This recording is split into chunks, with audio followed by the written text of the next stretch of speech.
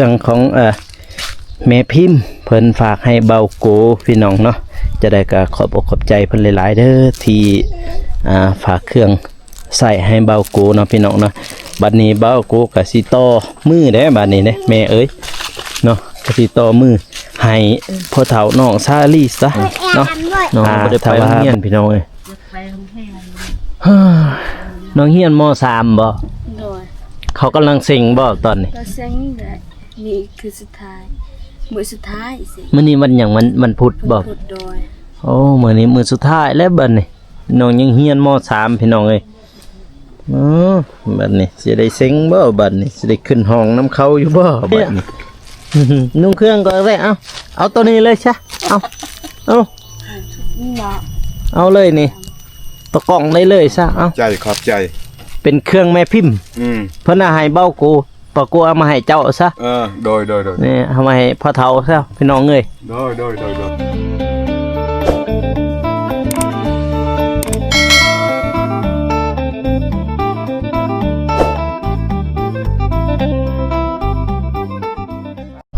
มาบัดนี้พี่น้องเนาะเปิดภาพมาก็อยู่ที่บาทดอนซ่าเนาะพี่น้องเนาะบรรยากาศมื้อนี้ก็กำลังดีเลยพี่น้องนักเรียนกำลังเลิกจากการที่เซ็งเนาะพี่น้องเนาะน่าจะแม่ม.4พี่น้องเอ้ยเนาะเพราะว่าเห็นส่วนแรกเขาเจ้าเรียนเนาะม.4แต่ว่าม.3 ม.2 นี่จะบ่ย่างเป็นกลุ่มจังซี่พี่น้องเอ้ยเขาเจ้าจะเพราะว่าม.3 ม.2 นี่เขาเจ้าจะเซ็งแล้วเนาะพี่น้องเนาะอันนี้ก็ยังเหลือแต่ม.4 กับม.7 เนาะพี่น้องเนาะอันนี้ก็เป็นบ้านดอนซ่าเนาะพี่น้องเนาะอันนี้แหละเป็นโรงเรียนของน้องสาลีเนาะพี่น้องเนาะป้าตอนเล่นเดี๋ยวซูมให้เบิ่งนี่น้องๆเพิ่นยังเรียนม.4 พี่น้องเอ้ยเพราะว่ามน้องชาลีหันเรียนม.3 เนาะพี่น้องเนาะตึกนี่เรียนโรงเรียนบ้านดอนซ่าเมืองผาแตงแขวงเสกองเนาะพี่น้องเนาะอันนี้เข้าไปสู้เส้นนี้ก็แม่นเข้าไปเมืองท่าแตงพี่น้องเอ้ยเนาะแต่ว่าเมื่อกี้เฮาไกลหรือว่าเฮาเลยไปพี่น้องเฮาก็ต้องได้กลับมาถ่ายให้พี่ให้น้องได้เบิ่งเนาะไปแต่ที่ถ่ายบรรยากาศรอบๆเลยพี่น้องเด้อนี่เป็นโรงเรียนมัธยมเนาะพี่น้องเนาะแต่ม.1 ฮอดม.7 พุ่นแหละพี่น้องเอ้ยแต่ม.1 ฮอดม.7 ที่เขาเจ้ายังเซ็งนี่มีม.4 กับม.7 เนาะพี่น้องเนาะยัง2สั้นเนาะพี่น้องเนาะเขาเจ้าจะเซ็งแต่ว่าม.1 ม.2 ม.3 นี่เขาเจ้าจะเซ็งเรียบร้อยพี่น้องเอ้ยไปเดี๋ยวเฮาไปทางบ้านน้องซาลีกันเลยพี่น้องเนาะแต่ว่าน้องซาลีน่าจะเซ็งเรียบร้อยพี่น้องเอ้ยเพราะว่ายังเหลือม.4 กับม.7 เนาะเพราะว่าน้องซาลีเพิ่นเรียนม.3 พี่น้องเนาะนี่เป็นบ้านดอนซ่าด้วยพี่น้องนะนี่ก็เป็นตลาดเนาะตลาดไม้อันนี้ก็เป็นห้องหมอหรือว่าใครจะเอิ้นอย่างนั้นเนาะเบาโกกับลงด้วยกันแหละเบาโกกับสิทายตั้งแต่นี่ไปเลยเนาะไปหาบ้านน้องซาลีคนในพี่น้องเลยประมาณ8 ลักพี่น้องเนาะ8 ลักเด้อย่ำฟังดีๆ8 ลักแต่นี้ไปหาบ้านน้องซาลีนะ8 ลักเนาะ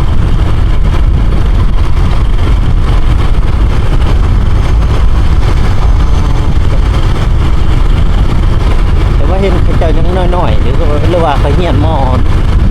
ม.3 บ่นั่นเฮาก็บ่แน่ใจพี่น้องเนาะบ่แน่ใจคือกันบรรยากาศทางนี่ก็คือว่ามีแดดแน่หรือว่าดีแน่เนาะเส้นทางนี่ก็ไปหาบ้านน้องเดิมก็ได้เนาะบ้านน้องซาลีก็ได้พี่น้องเอ้ย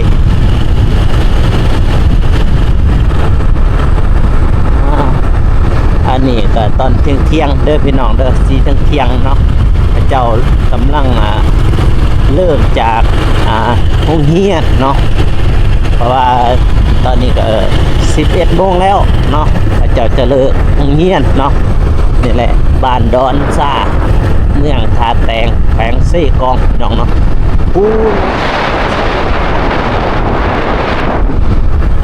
เพราะว่าเส้นทางนี่อาจจะบ่ค่อยมีรถใหญ่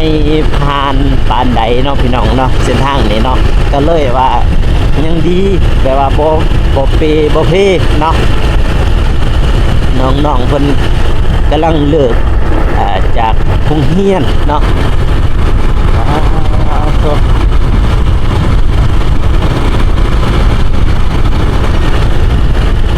ก็สุดบ้านฮอนนี่แหละสุดบ้านคือแม่นมาฮอนนี่เนาะพี่น้องเนาะน้องๆเพิ่นกำลังเลิกจากโรงเรียนเนาะจากนี่ไปก็แม่นว่าปราสาทเนาะปราสาทบ้านเขาเจ้าแม่นจะซนหมู่บ้านเนาะหรือว่าจะสุดหมู่บ้านแม่นปราสาทของเขาเจ้าเนาะพี่น้องเนาะโอ้น้องๆเพิ่นยังเลิกโรงเรียนอยู่โอ้น่าจะแม่นเรียนม.4 พี่น้องเนาะ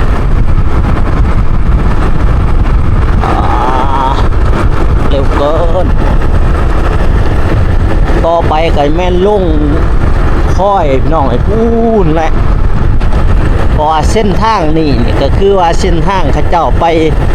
เคลื่อนหวยลำพันธ์ไงเด้อพ่อแม่พี่น้องเอ้ยเนาะแต่ละเทื่อทีมงานเฮาก็บ่ได้ถ่ายบรรยากาศหรือว่าเส้นทางให้พี่ให้น้องได้เบิ่งเนาะมาในคลิปเบาโกนี่จะถ่ายในการเดินทางให้พ่อแม่พี่น้องภายในประเทศได้เบิ่งหรือว่าต่างประเทศได้รับชมเนาะพี่น้องเนาะได้เบิ่งระหว่างการเดินทางเนาะให้พ่อแม่พี่น้องได้เบิ่งได้ชมนำกันเลยเนาะไปยาวๆพี่น้องถ้าว่าเส้นทางกับบ่เปบ่เพเด้อพี่น้องเด้อกะดีเนาะเพราะว่ารถใหญ่จะบ่ค่อยได้เที่ยวบันไดเส้นทางนี้เนาะส่วนหลายก็จะแม่นฝรั่งเนาะเพิ่นจะลัดเส้นนี้พี่น้องเอ้ยบางคนก็ฮู้ว่าเส้นทางนี้ลงไปสู่เซกองก็ได้พี่น้องเอ้ยเส้นทางนี้เนาะส่วนหลายก็จะแม่นชาวนักต่างชาติเนาะเพิ่นจับ GPS เนาะพี่น้องเนาะเพิ่นก็จะจับ GPS แล้วก็มาเส้นทางนี้พี่น้องเอ้ยสาวต่างชาติเพิ่นหันเพราะว่าเพิ่นมักในการเดินทางเด้เนาะเพราะว่าวิวทางนี้ก็ดีพี่น้องเอ้ยเนาะวิวบรรยากาศก็ดีเลยแล้วเราจะไปทางบ้านน้องเซอรี่เนาะเพราะผู้ใดเข้าเส้นทางนี่ก็จะมันมีแยกเด้อพี่น้องเด้อมันมีแยกไปบ้านน้องซาลี่แล้วก็ไปบ้านน้องเดิมเนาะพี่น้องเนาะถ้าเราไปบ้านน้องเดิมก็ตรงไปเลยพี่น้องเนาะบ้านน้องซาลี่ก็เลี้ยวขวามือเนาะไปยาวๆกันเลยพี่น้องจากที่ว่าแยกจากนี่เนาะบอนแยกนี่ก็ไปหาบ้านน้องซาลี่ก็ประมาณอยู่2 กิโลหรือว่า2 ลักเนาะพ่อแม่พี่น้องเนาะเด็ดๆบ้านทงวายปึ๊บถ่ายนี่บ้านทงวายเนาะเพราะบ้านน้องซาลี่ก็เป็นบ้านทงวายแต่นี่ไปหาบ้านน้องซาลี่ก็ประมาณอยู่2 กิโลหรือว่า2 ลักเนาะ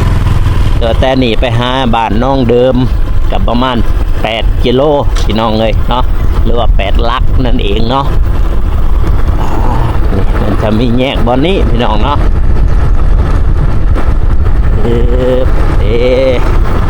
นี่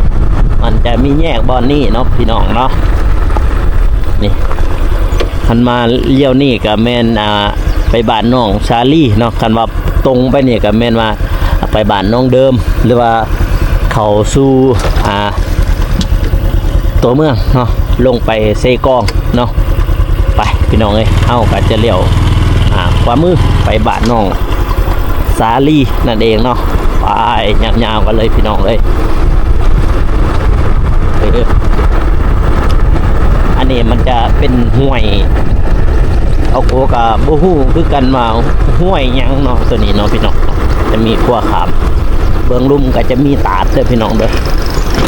เด้เบื้องลงก็เป็นตาดพี่น้อง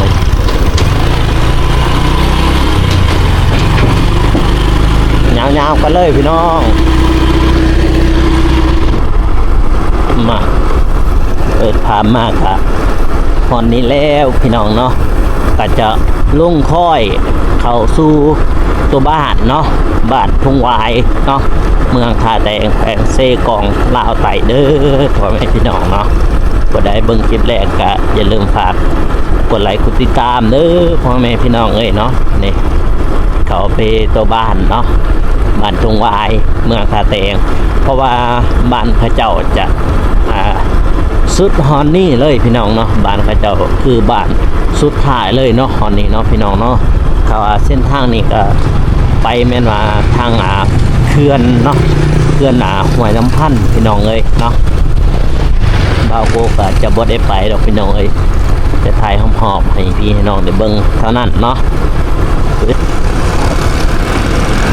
โอ้แหละสุดเส้นทางในแม่นาฮอดเขื่อนห้วยลำพันธ์เลยพี่น้องเนาะเดี๋ยวจะเลี้ยวไปบ้านน้องสาลีพี่น้องเอ้ยเส้นทางก็คือทางนี้แหละพี่น้องเนาะ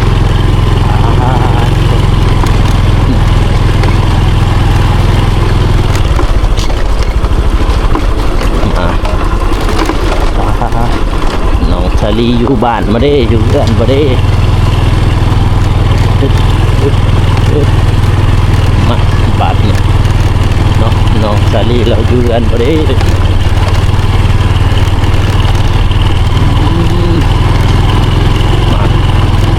มาคนเดียวเลยมาเนี่ยแต่ว่ามาลุยเลยพี่น้องมาลุยงานกูและเราจะมาน้ำหลังเลยว้าตัวเฮ็ดช่างมันเนี่ยบ่โอ้ยมีห่ากันอีกมีเห่าอีกบ่บัดนี้โอ้อาลีอยู่บ่อยู่จะแม่เราบ่ได้ไปโรงเรียน บ่ได้เฮียนบ่บ่ได้ไปบ่มีรถ ว่ามันเข้าเซ็งหรือบ่เขาแซงแต่เพิ่นบ่ได้ไปบัดสิได้ขึ้นห้องสิได้อันนี้บ่นำข้าวบาดนี่โอ้เราเฮียนม.3แต่ว่าม.3ยังบ่ทันได้เซ็งบ่หรือนั่นน่ะอย่างเขาแซงแต่ว่านี่แต่เพิ่นบ่มีรถบ่ได้ไปลูกไข่วังเสาเราอยู่เฮือนมาเลยอยู่ไสอยู่เฮือนนั่นน่ะหยองค่ะเพื่อจะมื้อที่หมาดิหยังอันนั้นเป็นข้างมันก็ตัดกูมีเรื่องจะปรึกษาเราอยู่เฮือนป่ะเดี๋ยวจะเข้าไปหาน้องก่อนเนาะพี่น้องเนาะมีบ่ได้ธงอย่างนี่โอ้ยเครื่องเต็มเลย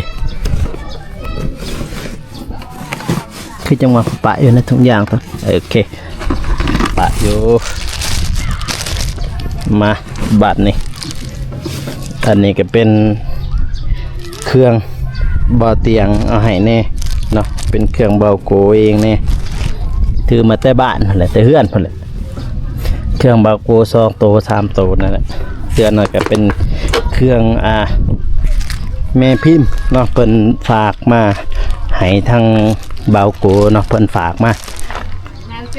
เพิ่นให้ทางเบาโกบัดนี้หั่นก็เลยว่าบ่เป็นหยังดอกแม่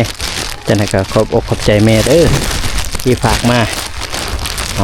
เบาโกก็สิต่อมือไปเลยเด้อแม่เด้อแม่พิมพ์เนาะตามที่เมื่อวานเนี่ยเราให้เบาเตียงเราให้ทีมงานเนาะพี่น้องเนาะเราให้ทีมงานเฮาเมื่อวานนี่แหละมาจังได๋ก็กับทักทายสบายดีเด้อพ่อแม่พี่น้องเนาะมาอยู่นี่มาเปิดคลิปอยู่นี่ซะสบายดี FC อยู่นี่เด้อพ่อแม่พี่น้องเนาะจังได๋ก็ขอบใจเนาะที่ติดตามหรือว่ารับชมเนาะพี่น้องเนาะอันนี้ก็เป็นเครื่องของแม่พิมพ์เพิ่นฝากให้เบาโกพี่น้องเนาะจะได้ก็ขอบใจเพิ่นหลายๆเด้อที่ฝากเครื่อง ใส่ให้เบาโกเนาะพี่น้องเนาะบัดนี้เบาโกก็สิต่อมือได้บัดนี้เด้แม่เอ้ยเนาะก็สิต่อมือให้พ่อเฒ่าน้องซาลีซะเนาะถ้าว่าเบาโกก็อยู่ในน่าจะมีดอกแม่เนาะว่าเลื่อมแล้วฝาห้องแล้วพี่น้องเนาะก็สิให้พ่อเฒ่าซะพ่อน้องซาลีซะจักเราอยู่บ่อยู่เฮือนเนี่ยมาบัดนี่น้องซาลีอยู่บ่พ่อเฒ่าจะอยู่บ่พ่อเฒ่าจ้ะ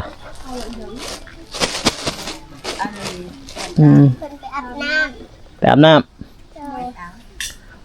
บัดนี้อาบน้ำไม่ใช่บัดนี้อยู่ลุ่มหุ่นบ่อยู่ห้อยตอนนั้นมาพอดีแหละ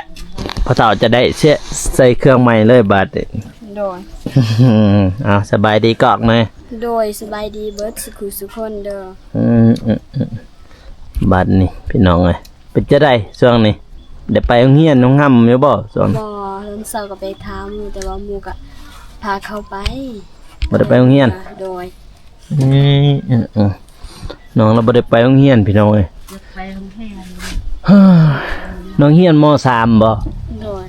เขากำลังเซ็งบ่ตอนนี้ก็เซ็งแหละนี่คือสุดท้ายมื้อสุดท้ายสิมื้อนี้มันหยังมันพุธบ่พุธโดยโอ้มื้อนี้มื้อสุดท้ายแล้วบัดนี้น้องยังเรียนม.3 พี่น้องเอ้ยบัดนี้สิได้เซ็งบ่บัดนี้สิได้ขึ้นห้องน้ำเขาอยู่บ่บัดนี้น้องบ่ได้ไปเลยบ่โดยพวกหมู่จะได้ไปอยู่บ่พวกหมู่จะไปโรงเรียนนี่บ่หมู่ทางพุ่นก็ไปแต่ว่าหมู่ทางนี้บ่มีคนเรียนมีแต่2คนเรียนแต่ว่าละผู้นึงก็ไปนำเขาคือกันบัดนี้สิได้ขึ้นห้องจะได้อันนี้นำเขาอยู่บ่บัดนี้เฮ็ดแล้วบัดนี้สิได้ขึ้นห้องนำเขานำหมู่อยู่บ่ป้าตัวพ่อเฒ่าจะไปอาบน้ำบ่โดยกินแล้วบ่ข้าวเที่ยงยังเอาแล้วบ่ทันกินข้าวเที่ยงหรือว่าเขา11 โมงง่ายๆนะสำนั้นก็จะซะโดยป้าฝนสิตกแล้วบัดนี้จะได้เรื่องที่ดินนะก็ขุดไม้น้องขุดกระต่อใหญ่เห็นบ่โดยออกแล้วบ่กระต่อใหญ่ยังบ่ยังคิดว่าออกเลยกระต่อใหญ่ยังเจอเนาะโดยยังบ่ทันออกพี่น้องเอ้ยโดยจักมื้อแล้วขุดกระต่อใหญ่1 มื้อขุดน้ำเอื้อยและแม่3-4 คนกระต่อตัวใหญ่สุดทันบ่เลยกระต่อหน่อยใหญ่สุดโอ้บอดเนี่ยเอาจริงนะบัดนี้พี่น้องเอ้ยไผบ่ขุดบ่เตียงบ่โดยทีมงานเบิดทุกคนน่ะบัดนี้มันออกแล้วบ่เลยยังเดี๋ยวนี้ยังใส่จักรอยู่บ่ตัดอยู่บ่มันจะมีจักรบ่โดยเราบ่ได้มีจักรมันนี่คิดว่าหาจักรเขาไปปาดไปพาคือว่าเฒ่าจะว่าไปปาดไปพามันออกพอใดให้มันแล้วบัดนี้อันนั้นเด้สิสั่งล่ะเลี้ยงไถดินนั่นเด้ถ้าว่าจังได๋แน่บัดนี้กับมุกยังทันนี้โอ้ยปิดโทรศัพท์ก่อนเด้อเย็นอาจารย์ปิดโทรศัพท์ก่อนย่านคือกันเลยอย่าสิห้องฮึมห่ำเอ้ยตะห้องเอ้ยผานี่เล่งกันเอ้ยโทรศัพท์ก่อนอย่างไรเบาเตียงเรามาได้จะหน่อยอย่างไรเราใช่มาทางนี้แหละได้ยินแล้วว่าเบาโกมาก่อนซะได้ยินเสียงว่าเฒ่ามาแล้วจักมาแต่อาบน้ำเนาะ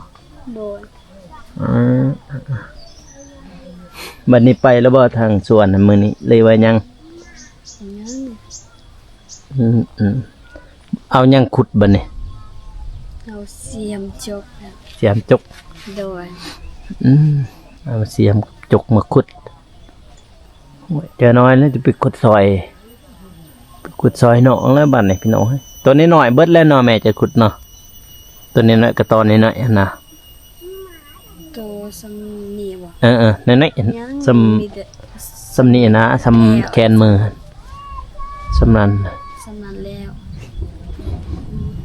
บ่ทำเราก็เอาควันอยู่ตีควันบักไง โดยเอาควัน บ่ได้ควันบ่ได้กันนะพี่น้องเอ้ย โดย เพราะว่า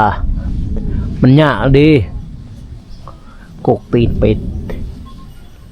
ฝนก็สิตกแล้วบัดนี้นี่เบากูก็มาตอนนี้ก็เที่ยงเลยพี่น้องเอ้ย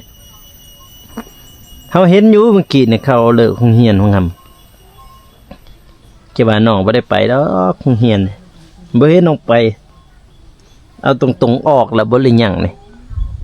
ก็บ่ฮู้คือกันคันบ่ได้เสียงมือ อาจารย์ก็บ่ได้โทรมาสบายดีลูก โอ้ตัดผมแล้วว่าบัดนี้ ตัด บัดนี้นี่นุ่งเครื่องก็ได้เอาตัวนี้เลยใช่เอา เนาะ เอาเลยนี่ตะกล่องได้เลยซะเอา ใจขอบใจ เป็นเครื่องแม่พิมพ์ เพิ่นให้เบ้ากูปะกูเอามาให้เจ้าซะ โดย นี่เอามาให้พ่อเฒ่าซะพี่น้องเอ้ย โดยขอบใจลูก สุขกายสบายใจ โดย อย่าได้ความใครอย่ามี โดยเป็นเครื่องแม่พิมพ์พี่น้องเนาะ โดย เพิ่นให้เบ้ากูมือว่านนี่เบ้าเตียงดอกเพิ่นให้บัดนี้เบ้ากูคิดพอคือว่าถ้าว่าสิใส่ก็ได้อยู่แต่ว่าเบ้ากูก็พอมีแน่เนาะเครื่องคองกับพอได้นุ่งได้ใส่ในพี่น้องเอ้ยเนาะก็ให้พ่อเฒ่าเพิ่นซะอีตนเพิ่นบ้านนี้ฝนก็สิตกสิกะไปบ่เลยทางนั้นพยานฟ้าห้องนี่นะอย่ามันลงทางนั้นแห่งกกไม้ลายอีกทางนั้นพันบ่นี่ไปแล้วไปเบิ่งไปขุดจะน้อยบ่เตียงนำมาโถพี่น้องเนาะโอเคพี่น้องคลิปนี้ก็ไปเหยียดยาวๆเนาะแล้วต่ออีพีหน้าแหละพี่น้องเอ้ยว่าเฮาเดินทางพุ่นแหละตั้งแต่เฮียนน้องชาลี่พุ่นเลยตั้งแต่บ้านดอนซ่าพุ่นแหละมาฮอนนี่ถ่ายให้พี่ให้น้องได้เบิ่งนะแล้วก็ถ่ายที่อยู่น้องชาลี่พี่น้องไงแล้วจึงว่ากันใหม่เนาะแล้วก็มาฝากเครื่องให้พ่อเฒ่าเพิ่นนี่เพราะว่าขอบใจแม่พิมพ์เพิ่นเนาะที่เพิ่นฝากเครื่องมาให้เบ้ากูก็ขอบอกขอบใจเนาะพี่น้องเนาะเพราะว่าเพิ่นฝากทางเบ้าเตียงให้ทีมงานเราใส่พนะเนาะแล้วก็บัดนี้เบ้ากูก็มาให้พ่อเฒ่าน้องชาลี่ซะเพราะว่าสิใส่ก็ได้อยู่แม่เอ้ยสิใส่แต่ว่าเบ้ากูก็บ่แม่นว่าอันนี้หรอกจากน้ำจิตน้ำใจของเบ้ากูซะก็ให้พ่อเฒ่าน้องชาลี่บางทีเราบ่มีก็มีเนาะ โดย คือเบ้ากูก็พอได้ใส่พอได้ว่าเนาะใส่ตามเป็นตามอยู่พี่น้องเอ้ยเนาะคลิปนี้ก็สิจบอยู่นี่แหละเด้อพี่น้องเด้อก็อย่าลืมฝากกดไลค์กดติดตามเนาะเพื่อเป็นกำลังใจให้เบ้ากูและก็น้องชาลี่เนาะ โดย สำหรับคลิปนี้ขอกล่าวคำว่าสบายดี โดยสบายดีเบิดสุขุสุขคนเด้อ โดยแล้วเจอกัน EP ต่อไปพี่น้องเอ้ยก็ยังคงสิถ่ายน้องคือเก่าเลยพี่น้องเอ้ยเพราะว่าคลิปนี้ก็ยานมันยาวยานบ่มีคนเบิ่งเนาะก็อย่าลืมฝากกดไลค์กดติดตามเนาะสำหรับคลิปนี้ขอกล่าวคำว่าสบายดีพี่น้องเอ้ย